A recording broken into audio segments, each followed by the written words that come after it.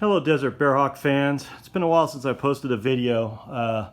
The full-scale build is kind of on hold until I can either sell it and start on a Rand's S21 outbound, which is not a Bearhawk, but something that I could complete in my shop because I don't need the large assembly space, or if I find a large assembly space for the Bearhawk, then we'll press on with that project. I'm kind of working both angles right now. But in between doing all that, some model airplane stuff has been happening. And I wanted to show you guys this. Now, granted, it's a model airplane and it's hanging from my garage door opener. But I think the principle applies. It should apply universally to not only a model but a full-scale airplane. This is called a Vanessa Rig, and I'll show you the top here. It's basically a block with a dowel through it, and I got this little quarter 20 screw right here to kind of lock the doweling, and then a couple of pins on either side to hold it.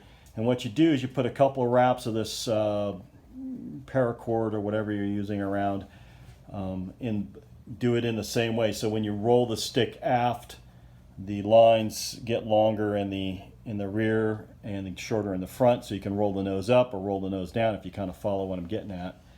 And what you want to do is you want to roll your airplane nose up, nose down until it's at a level angle, or for like on the Bearhawk, we'd want to find out what its normal level flying attitude is. And I'm sure I'm wrong. I'm sure someone's going to tell me that this is not going to work on full scale, and if there's even a doubt that it won't, then we wouldn't do it. But I think it's interesting that we could effectively do the same thing with the full scale airplane. But anyways, you would roll the rig, the rope, or twist the doweling until the tail rises or lowers, or the nose rises or lowers, until you get to the attitude you need to be. And I was just setting just a cheap line level on here and kind of going like so. Now you can see the line level slightly aft, but this is actually adding some weight, as minimal as that is. So anyways, relatively level attitude. And then you hang a plumb bob. As you can see, I have a plumb bob hanging here right on the axis of that doweling, and when the plumb bob hangs down, it's going to point right to where the center of gravity is, and you can see it pointing right there at that line. Now if I take and raise the nose or raise the tail, you can see it move forward, and if I lower the tail, you can see the plumb bob moving aft. So it's pretty dang precise. Now, if your rig is skewed, so your doweling isn't perpendicular to the thrust line or the center line of the airplane, you could skew it that way, which is why I have a second plumb bob hanging over on the other side. And I don't know that I can get that perfectly straight, but if I've got one that's an 1/8 inch in front of the line and one that's an 1/8 inch behind the line, I'll just average them and say it's on the line.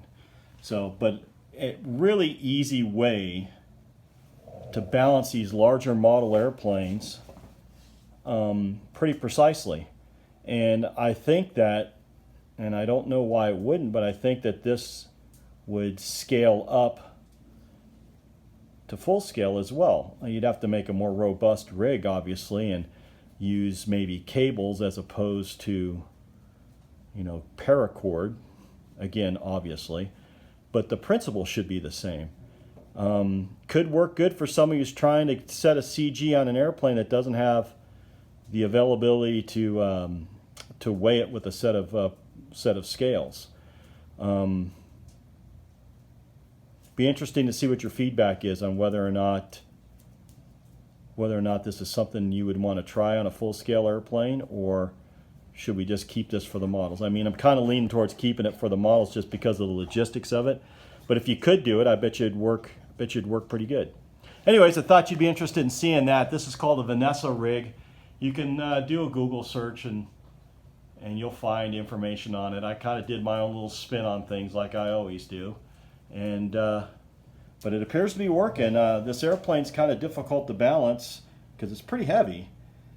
14 pounds this little airplane is. It's got two very big batteries up in the nose.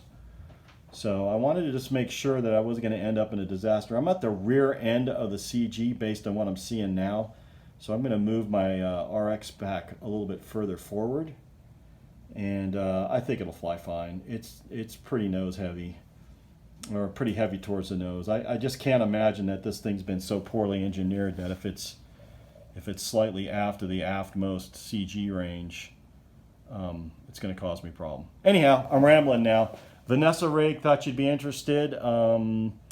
More to follow in the shop, aviation related, and until then, I'll see you in the shop.